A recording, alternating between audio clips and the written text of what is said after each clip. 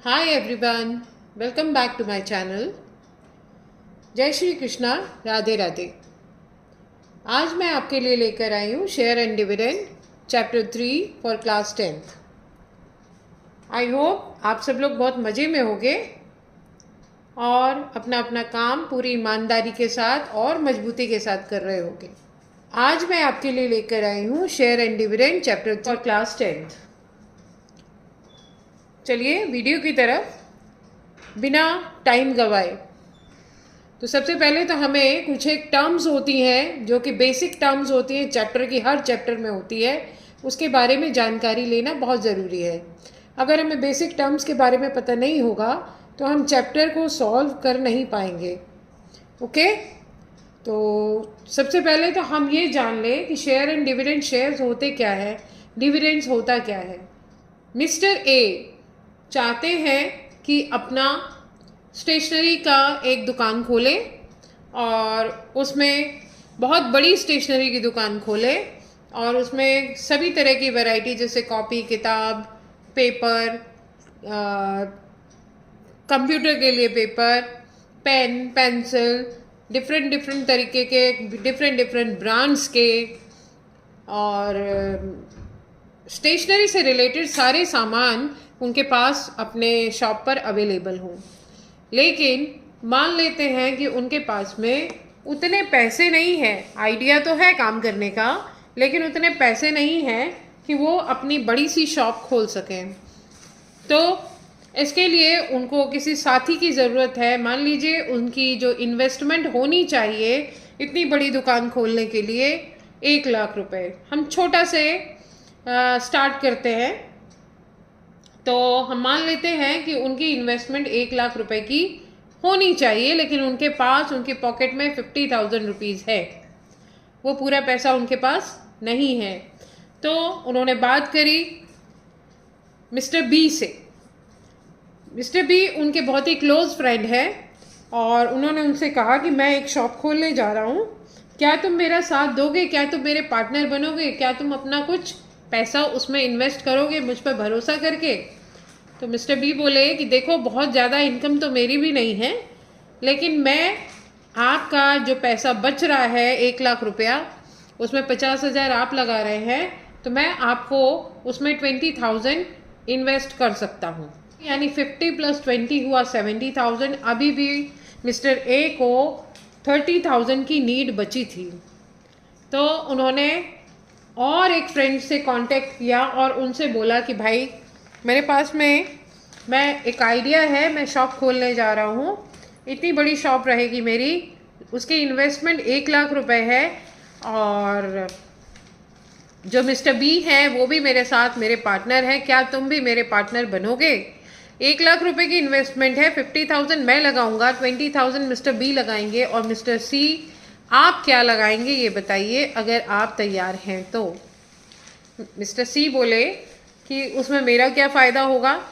तो mister A बोले कि ठीक है, आपको आपके शेयर के अकॉर्डिंग मैं प्रॉफिट दूंगा, जैसे कि मिस्टर बी को दूंगा। 1 लाख रुपए पे जो भी प्रॉफिट आएगा उसके 3 हिस्से किए जाएंगे, आधा मैं लूँगा, उसका 20% जो है वो मिस्टर बी लेंगे और 30% मैं आपको दे दूंगा अगर आप 30% अमाउंट 50% का लगाएंगे तो। मिस्टर सी राजी हो गए और जो 50% अमाउंट मिस्टर ए ने लगाया था उसके अलावा 50% का 30% उन्होंने लगाया और 20% जो मिस्टर बी है उन्होंने लगाया। इस तरह से उन लोगों का शेयर फाइनल हुआ और उन सब ने अपनी अपनी इन्वेस्टमेंट लगा दी। तो ये जो पैसा मिस्टर बी और मिस्टर सी ने मिस्टर ए के साथ कोलैब करके लगाया है वो कहलाता है शेयर। और इसके अगेंस्ट में जो अमाउंट उनको मिलेगा, फ़ायदा मिलेगा ही, क्योंकि आप अगर किसी को कुछ भी दे रहे हैं या कुछ भी काम कर रहे हैं तो बिना फ़ायदे के तो करेंगे नहीं। उसी तरह मिस्टर बी और मिस्टर सी वो भी एक ह्यूमन बीइंग है, उनको भी अपना फ़ायदा चाहिए तभी वो इन्वेस्टमेंट करेंगे, अदरवाइज़ नहीं करेंगे। तो उनको भी अपने शेयर के अकॉर्डिंग फ़ायदा मिलेगा। ये फ़ायदा, ये प्रॉफिट कहलाता है मिस्टर बी और सी का डिविडेंड, और जो पैसा उन्होंने इन्वेस्ट किया वो उनका है शेयर, राइट। तो ये तो मैंने एक बहुत ही छोटा सा एग्जाम्पल लेके आपको समझाया कि शेयर क्या होता है और डिविडेंड क्या होता है।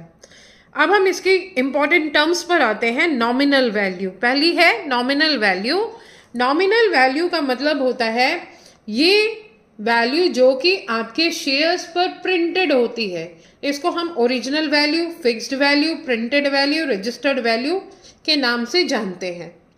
नॉमिनल वैल्यू एनवी जो है वो original, fixed, printed, registered in सभी नामों से जानी जाती है। उसके अलावा होता है मार्केट वैल्यू। मार्केट वैल्यू होती है जो शेयर की वैल्यू मार्केट के अंदर है। ये अगर आपका शेयर 100 रुपए का है तो उसकी वैल्यू 90 भी हो सकती है, 100 भी हो सकती है और 110 भी हो सकती है। कहने का मतलब ये है जो मार्केट वैल्यू है वो कम भी हो सकती है, ज़्यादा भी हो सकती है और बराबर भी हो सकती है, राइट? तो it can be below par. अगर वो बिलो पार है दैट मीन्स अगर वो 100 रुपए का शेयर है और वो हमें 90 का मिल रहा है मार्केट में तो उसको हम कहते हैं बिलो पार, राइट? और ये कहलाती है डिस्काउंटेड वैल्यू। और अगर 100 रुपए का शेयर मार्केट में 100 ही रुपए का मिल रहा है, उससे कम या ज़्यादा नहीं है, तो वो कहलाता है एट पार, जो कि नॉमिनल वैल्यू के बराबर ही होता है।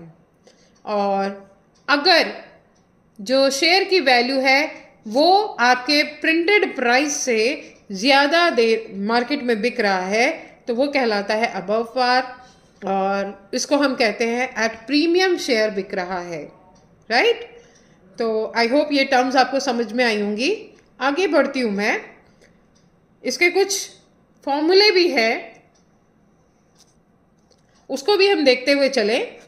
सम इन्वेस्टेड, कितना पैसा इन्वेस्ट किया, इन्वेस्ट यानी आपने पैसा कितना लगाया। Sum invested it is equal to number of shares bought, जितने आपने शेयर्स लगाए हैं, और market value of one share. आपका इन्वेस्टमेंट कैसे निकलता है? मार्केट में जो वैल्यू है एक शेयर की मल्टीप्लाई कर दें अगर हम आपके नंबर ऑफ शेयर से, जितने शेयर आपने परचेज किए हैं, तो वो कहलाता है आपका इन्वेस्टेड सम, इन्वेस्टेड मनी। आपने कितना इन्वेस्टमेंट किया। If the shares are available at par, market value of each share is equal to nominal value of it. अगर एट पार है तो वो नॉमिनल वैल्यू का ही होगा, राइट?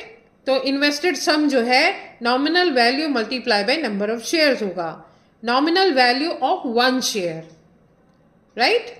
आगे बढ़ते हैं। नंबर ऑफ शेयर्स बॉट, कितने शेयर्स खरीदे गए हैं, तो ये होगा sum invested to buy the share.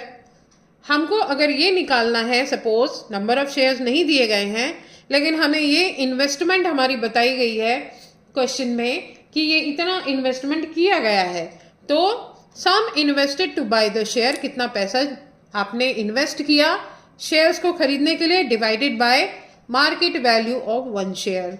तो आप नंबर ऑफ शेयर्स आराम से निकाल सकते हैं। एक शेयर की मार्केट वैल्यू क्या है उससे अगर हम डिवाइड कर दें टोटल इन्वेस्टमेंट को तो आपके नंबर ऑफ शेयर्स निकल आएंगे। उसके बाद also number of shares bought is equal to total dividend from these shares. ये जो है नंबर ऑफ शेयर्स आपने कितने खरीदे, ये डिविडेंड से भी निकाले जा सकते हैं। आपको जितना डिविडेंड मिला है इन शेयर से, divided by dividend on one share. एक तो इन्वेस्टमेंट से निकालते हैं, आपने कितना इन्वेस्टमेंट किया, divided by market value of one share, और डिविडेंड की हेल्प से भी आप नंबर ऑफ शेयर्स निकाल सकते हैं, कितना आपको डिविडेंड मिला आपके शेयर्स पर, और डिविडेंड एक शेयर पर कितना है उससे हम अगर डिवाइड कर दें टोटल डिविडेंड को तो आपका नंबर ऑफ शेयर्स निकल आएगा। उसके बाद टोटल डिविडेंड अर्न आता है is equal to number of shares multiply by rate of dividend of nominal value of shares. एक बात ध्यान रखिएगा कि जो डिविडेंड या प्रॉफिट को ही हम डिविडेंड कहते हैं, प्रॉफिट हमेशा नॉमिनल वैल्यू पर ही निकाली जाती है, राइट? तो number of shares multiply by rate of dividend of nominal value of shares, जो आपका रेट परसेंटेज है डिविडेंड का वो नॉमिनल वैल्यू पे आप एक शेयर पे निकालेंगे और मल्टीप्लाई कर देंगे नंबर ऑफ शेयर से, तो आपका टोटल डिविडेंड आपने कितना अर्न किया है वो निकल आएगा, राइट।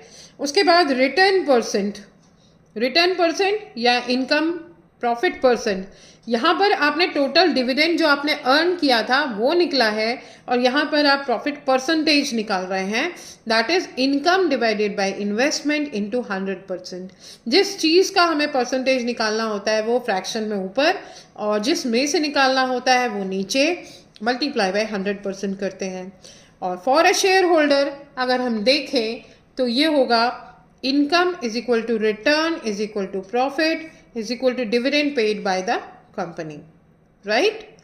आई होप आज मैंने जितनी चीज़ें आपको समझाई, बेसिक चीज़ें थी ये, बहुत इनको समझना बहुत ज़रूरी था, क्योंकि अगर हम चैप्टर के क्वेश्चन सॉल्व करना चाहते हैं स्मूथली बिना किसी हेल्प के अपने आप से, तो ये बहुत ज़रूरी है कि हमें बेसिक टर्म्स और बेसिक फॉर्मूलेज मालूम हो। तो आज के लिए बस इतना ही, मिलेंगे फिर नेक्स्ट वीडियो में जहाँ पर हम लोग कुछ मिलजुल कर क्वेश्चन सॉल्व करेंगे शेयर एंड डिविडेंड से रिलेटेड, राइट। वीडियो अच्छी लगे तो बच्चों वीडियो को लाइक करिए, शेयर करिए और मेरे चैनल को सब्सक्राइब करिए, और बने रहिए मेरे साथ अगले वीडियो में भी। Take care, bye bye.